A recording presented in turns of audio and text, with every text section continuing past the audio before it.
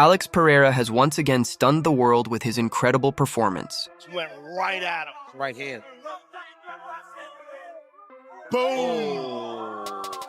Just rocked him with that right hand. Oh my goodness. God. Ankalaev reaching for him. Let's see it again. You can't get hit like this by this guy, man. No, not by this guy. And then he dives, and it was over. And then they make the tried to 12-6 elbow legal. Yeah. Oh, look at that. Oh right. my God. 12-6 elbows legal. They again. make the 12-6 That's elbow horrific legal. with That this is. guy. Watch the one to the body. Please show the one to the body. Oh, he hit them all. Oh my God, he had one. Nasty He had one. Look at this. Yeah, look at it. Deep I into mean, the just ribs. to the body. That sucks so bad. Magomed had no chance. There was no way he was going to get out of that. Just destroyed. Then he does that same He does that same thing. That's so crazy, dude. This dude's cold-blooded. And guess what? Alex, you are back to being the champion. The belt is once again around your waist. But before we even talk about the fight, you're walking in a boot. We noticed that you were adjusting your foot inside the octagon. What really is going on there? And was this something before the fight, or did it happen in the fight?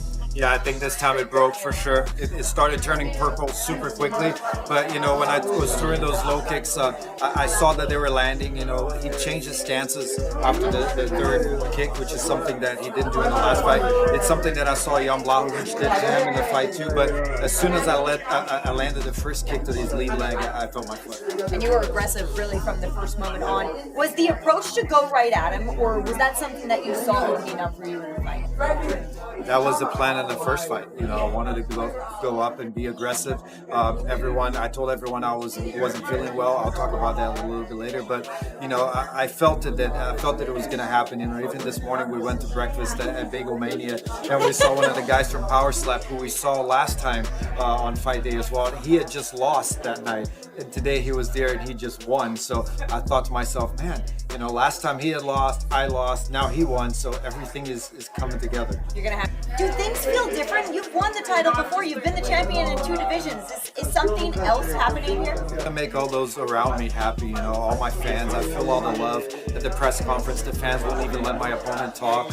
So I feel that, and I want to give people joy. And even in Brazil, sometimes people will say, "Oh, I wasn't watching the UFC anymore until you came," and stuff. So I feel it, and I want to give back to those people. Well, you're certainly doing that, Alex. Now comes the part of my job that I have to do. That's always difficult because you just won the title once again.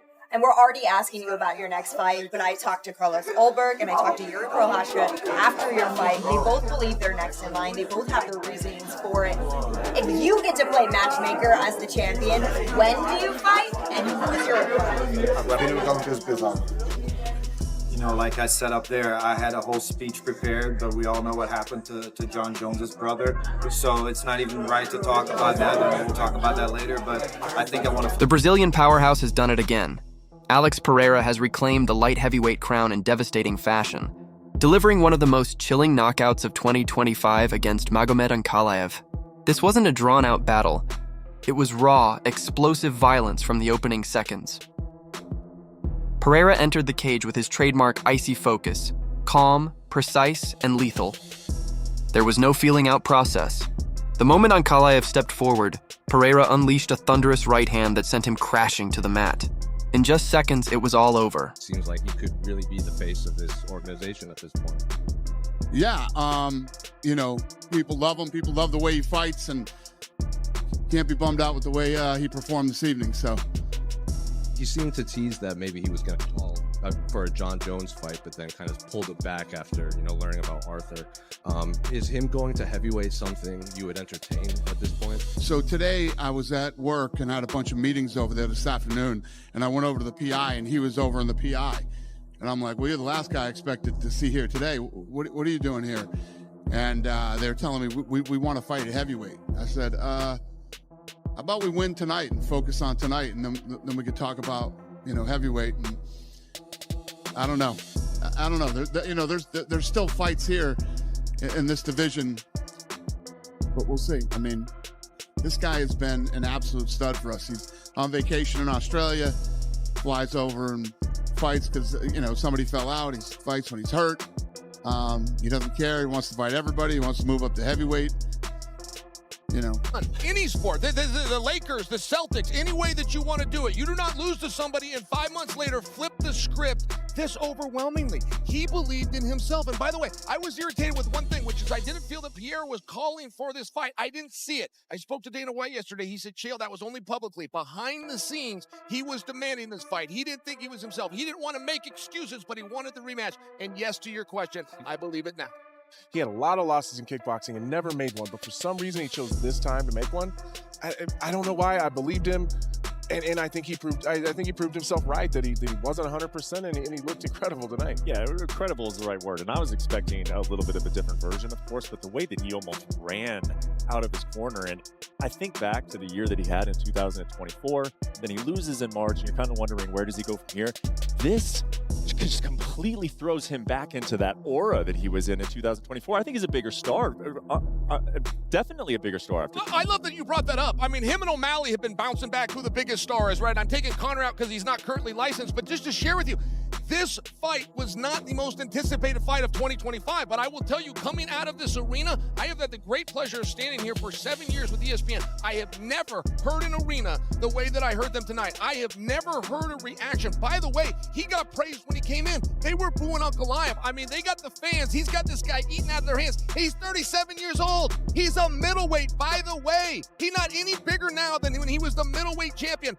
I'm still big on the idea of eventually seeing him at heavyweight. I gotta tell you, I'm drinking the Kool-Aid, and I am very high on Pereira right now. Yeah. The referee jumped in, and just like that, it was over. Pereira was back on the throne. The MMA world exploded. Fans, fighters, and analysts everywhere called it one of the most dominant performances of his career. Pereira doesn't just compete, he detonates. Every strike he throws carries the kind of power that can change the course of a fight, or even a career. But this bout wasn't only about reclaiming gold, it was about redemption. In their previous encounter, Ankalaev managed to grind out a victory, smothering Pereira's rhythm and nullifying his striking game. This time, though, Pereira flipped the script completely. No waiting. No second guessing. Just cold, calculated aggression. He knew Ankalaev's game plan, to control range, slow the pace, and drag things into the clinch or to the ground. Pereira shut that down instantly. He cut off the cage, targeted the legs early to force Ankalaev backward, and then, with perfect timing, unleashed the shot that changed everything. For one whole round and then a little bit of the second.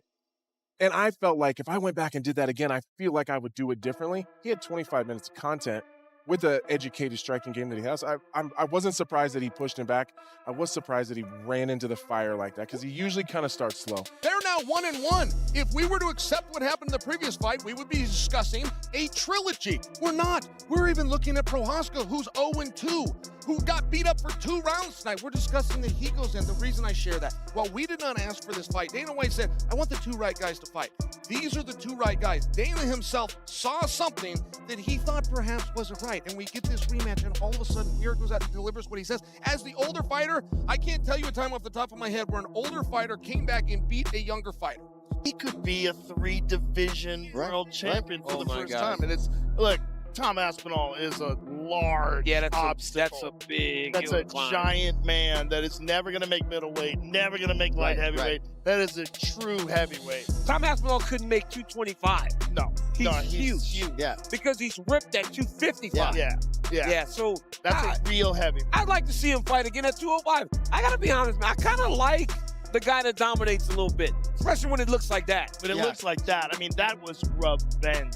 Well, Yuri Prohaska has fought Alex Pereira twice. So in our fighter meeting, when we talk about Ankalaev, that would have been a fresh matchup, whereas Carlos Ulberg has not fought him, so maybe he has the inside lane. Well, Ulberg versus Yuri for an eliminator. Or for a vacant belt if tactical. Peloton's doing his if thing, Peloton right? decides to go up, look, he's 38 years old, too. At a certain point in time, he's going to be done with this. And it's not, we got to appreciate him now. Yeah. Because he doesn't have 10 years left. I mean, it's just, heavyweights can fight a little longer, but, 41, 42. Hey, man, let me tell you something. Fighting in there at 41, it ain't fun. It ain't fun at 41. I'm telling you, I don't care how good you are. But, we said a year ago when we talked about Pereira, he's only been in the UFC 3 years, and now we sit here. He still has less than 4 years on the roster. It's nuts. Alex Pereira walks down and viciously TKOs Magomed Ankalaev in their rematch in the main event of UFC 320. He didn't just finish finish him in round 1. He finished him in 1 minute.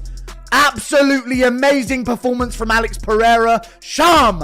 I'm so happy we get to live in this timeline where Alex Pereira rids us of that goblin giant gnome. I don't know how to express how happy I am to be wrong. I watched Ankalaev get the win over Alex Pereira in the first fight. And now I've seen this, and I've never been happier to be incorrect on a prediction. Alex Pereira made it look easy. And when I tell you, he walked down Ankalaev, and Ankalaev looked like he'd seen a ghost from the opening bell, and he was thinking, this isn't the Alex Pereira from the first time we fought. This isn't the Alex Pereira backing up on the back foot, looking to tap away at low kicks and chip away at me. Alex Pereira genuinely looked like he was twice as big as Ankalaev backed up and cowered away from every exchange. Alex Pereira.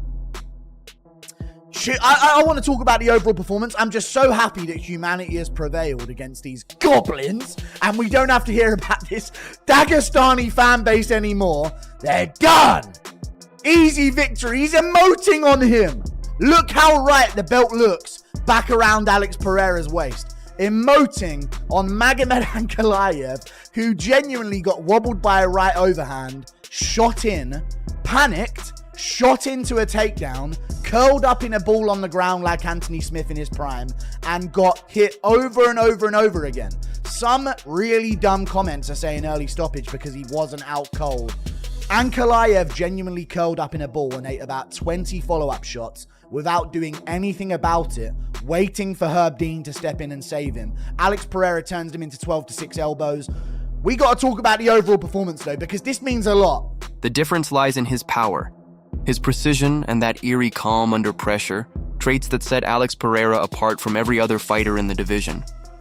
Now the question on everyone's mind is simple. What's next for Alex Pereira? I'm going to go through what happened in the very short minute of the fight. I'm also going to go over what's next, because if you're a real fight fan, you know what the fight of the era is that we need to see. Alex Pereira's got to move up. If Tom Aspinall defeats Cyril Gane at UFC 321, by KO in the first round as well, just to add some extra hype, Alex Pereira's got to move up to heavyweight and try for a third belt at the White House in 2026. Him versus Tom Aspinall. Tom Aspinall versus Alex Pereira at the White House, June 2026, International Fight Week. Third belt for Alex Pereira on the line. Potential GOAT status for Alex Pereira on the line as well. Tom Aspinall gets the super fight. This is the fight of the modern era of combat sports. Alex Pereira's the real deal though. Did you know you were going to fight him as aggressively as you did because of how injured you were in the first fight and how you wanted to correct that in the second fight? Or did you just get in there and feel the emotions of the moment? Não, isso tudo faz parte do plano. Algumas semanas atrás, o Glover deu entrevista e avisou. Falou, pô, vai diferente, primeiro round vocês já vão ver com essa convicção, né? Mas ninguém acreditou. No, that was all part of the plan, and Glover even did an interview and he said you guys are going to see the difference in the first round, so it was all planned out. You were very good for the most part during the lead up to this to not taking some of the words said by him or whoever was saying it for him and the personal attacks that were made on him, but realistically, how much of a grudge did you hold against him for those words? Todo momento. Algumas vezes, igual quando eu falei pro Dana White, pergunta pro Dana White e tal, que o Dana White foi e falou, pô, esse cara nunca negou luta pra mim, né? Nunca falou um não. Ele pode estar viajando, tá lesionado, e eu sempre fiz isso, então isso acho que foi o que fiquei mais assim, sabe, das palavras dele. E falando também, tipo, pô, da borracharia, que ele ia voltar pra borracharia. Então, tipo, ele tava tentando falar algo pra se promover, porque se ele não falasse isso, não falasse do meu nome, ele não conseguia chamar a atenção de ninguém. Don't let it really affect me, and that's why I even said, ask Dana in the press conference how many times I turned down a fight, and Dana said he's never turned down a fight, even when he's traveling on vacation, whatever it was. But he said a lot of things that I was going to go back and work at a tire shop, and just a lot of things through this whole time that he shouldn't have said. So I was going to ask you, in the face-off, you were caught on camera saying, I don't want to go back to the tyre shop. Obviously, the people who followed your story understand the significance of that. But for those who don't, what is the significance behind those words, and why did you feel you had to tell him that at that moment? Para me lembrar depois, né? Eu joguei pouco de responsabilidade, né? Para mim mesmo, né? Que eu ia lembrar disso, porque eu já falei algumas vezes antes, né? Me perguntaram, né? Pô, como que você conseguiu ser esse cara que você é hoje e tal? Eu falei, pô, eu não tinha um plano B, eu tinha que lutar. E eu falava que eu não queria voltar para a borracharia. Então eu repeti essa mesma frase para ele para lembrar que eu não queria voltar para a borracharia. I wanted to remind myself of that. I wanted me to remember that moment and kind of put that responsibility on me of not wanting to go back to the tire shop, because a lot of people ask, how'd you make it from, the tire shop to being a world champion? And it's what I've told myself all along, that I wasn't going to go back to that. So I wanted to remember that. Mas eu vou pro Brasil e eu vou voltar na borracharia, mas com esse cinturão aqui, ó. But I'm going to go to Brazil and I'm going to go to the tire shop, but I'm taking this belt right here. Some fans are already demanding a trilogy bout with Ankalaev, eager to see the rivalry settled once and for all.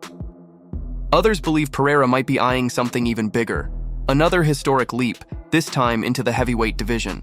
Not only does he emote on Ankalaev afterwards and treat him like it was a walk in the park. A walk in the park. Let's talk about what really happened here. He started the fight and he's going inside low kick. Something that he did not do once or that much in the first fight between them. So you know what? The narrative from Pereira was, I was injured the first fight. That was the worst version of me that's ever showed up. And I was thinking, that's what all fighters say though. They're not just going to admit that the other guy's way better than them. So I was thinking, all right, Alex Pereira, these are excuses, but they were definitely legitimate excuses, because he went shin to shin with Ankalaev, like Jan Blachowicz did. Remember, Ankalaev's a southpaw, as he is in this stance here. And what you may notice is, he's not a southpaw here. And that's what it came down to. In the last fight, Ankalaev could remain southpaw for nearly the entire time. That's where he's comfortable. And that's what gives Alex Pereira problems. And Pereira was trying to do lead low kicks on Ankalaev's calf, and they weren't having nearly as much of an effect. Jan Blachowicz went shin to shin with Ankalaev and gave him a ton of problems. They're all there behind the cage, just staring, just looking, all being very, very serious and very scary and very intimidating. Well, it obviously worked, because Magomed Ankalaev just got flatlined, smoked, destroyed, beaten in 1 minute, 20 seconds. Now, all the talk of him coming in at 40%, maybe there was a little truth to that. I mean, we did talk about him being a little burnt out. We did talk about the schedule that he was on, which was kind of crazy. And certainly it looked like it did catch up to him in his last fight against Magomed Ankalaev. But he was right. There isn't going to be a third match. There isn't going to be a rubber match. Absolutely no way. Alex Pereira now is going to go into new challenges. If Magomed made it competitive, then maybe there would have been a talk of a third match. But it wasn't competitive. It was completely one-sided. It was one of the most vicious beatdowns we've ever seen. Alex Pereira now is a 3-time UFC champion.